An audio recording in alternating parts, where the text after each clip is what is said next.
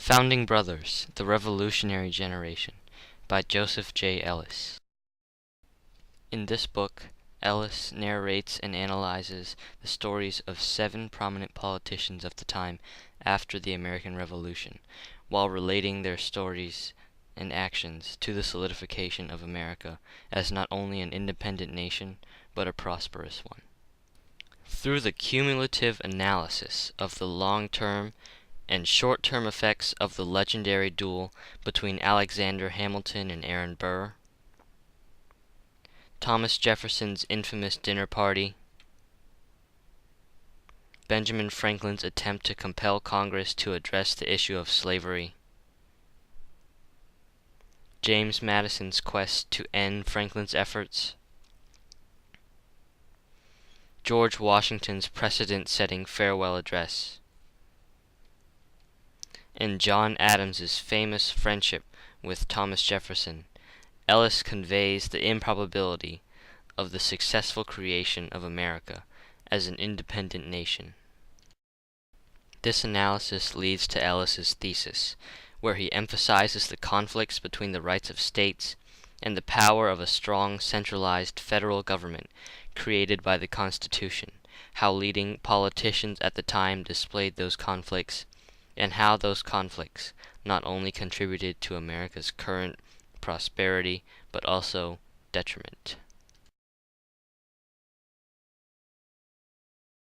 The fact that Ellis refers to Washington, Adams, Jefferson, Franklin, Madison, Burr, and Hamilton as founding brothers instead of founding fathers as they are normally referred to demonstrates how Ellis sees this group of men as a family that shared beliefs of freedom and independence. As the newborn nation of America moved beyond the American Revolution, which marked the beginning of American independence, America's true beginning as a nation began with the formation of the Constitution. The Constitution, while providing the framework of our nation by combining the many different groups of people into one cohesive population bound together under one code of law and government, generated much of the controversy and debate during the first stages of American nationhood up to the present. First, Ellis narrates the story of the famous duel between Alexander Hamilton and Aaron Burr.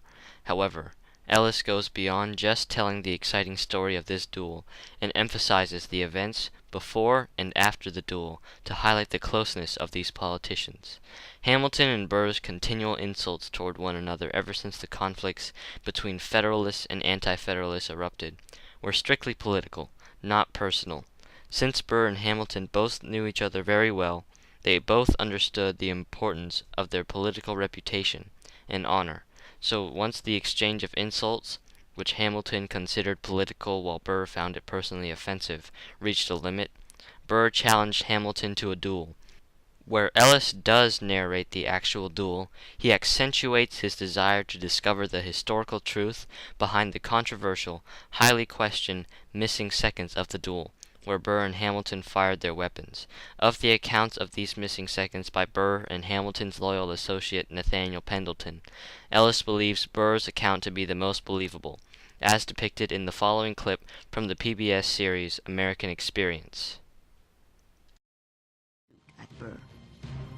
He had made up his mind not to fire at Burr, but to fire in the air.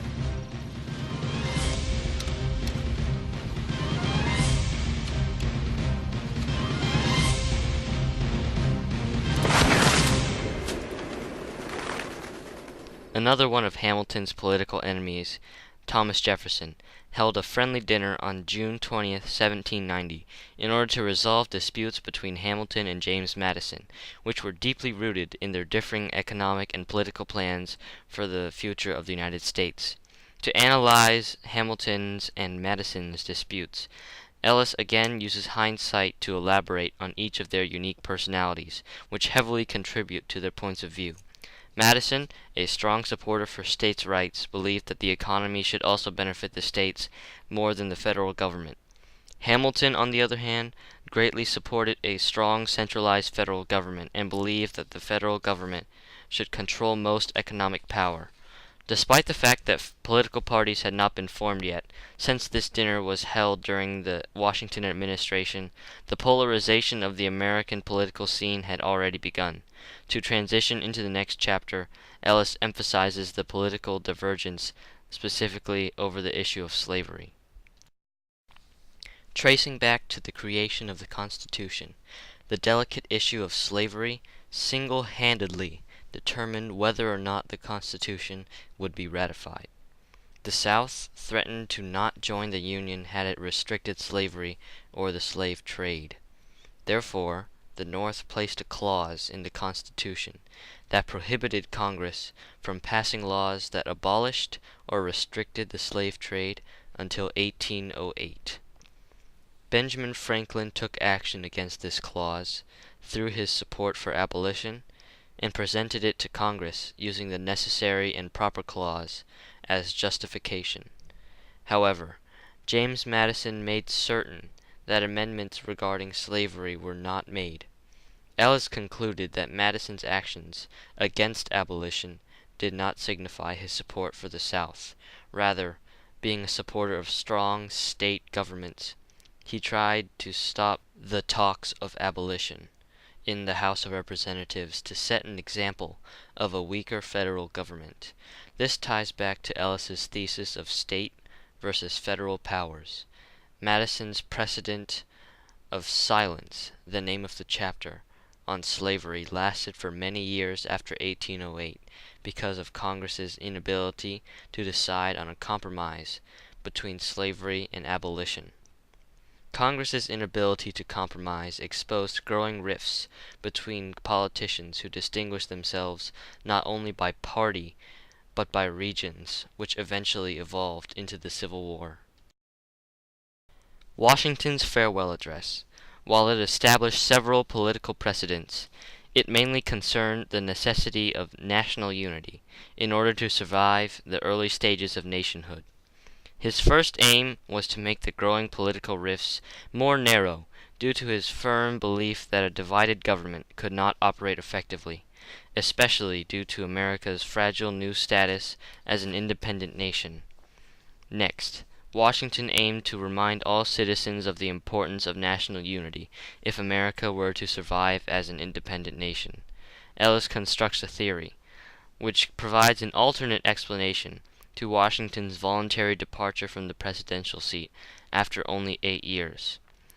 Due to the high priority of honor and reputation during Washington's time, as displayed by the duel between Aaron Burr and Alexander Hamilton, Washington decided to step down from power to leave behind his great legacy as the leader of the American Revolution and the first president of the United States, instead of continuing his position as president and leaving behind a negative legacy.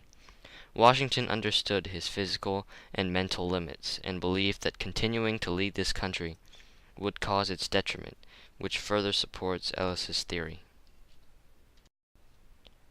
John Adams and Thomas Jefferson, although supporting each other in the American Revolution, spent much of the late 18th and early 19th century locked in a political battle. The time Ellis spends discussing the fluctuating relationship between Thomas Jefferson and John Adams significantly demonstrates the importance of their relationship as a representation of most other relationships among the founding brothers. Ellis points out how, despite the adverse political scene which split the founding brothers into separate political parties, the so-called Spirit of '76, referring to 1776, the signing of the Declaration of Independence, generally prevailed over the political strife. This demonstrated the true strength of brotherhood over the political differences, which stemmed from the anxiety over the possible failure of the nation they risked their lives to create. Given enough time, all of these founding brothers, along with others, realized that they shared a historical experience together that could not be ruined by their deep political differences. Throughout this book, friendship and brotherhood demonstrated the closeness between these politicians, and even though the turbulent political times after the Revolution tested their resolve, the true spirit of American conception overcame those political differences.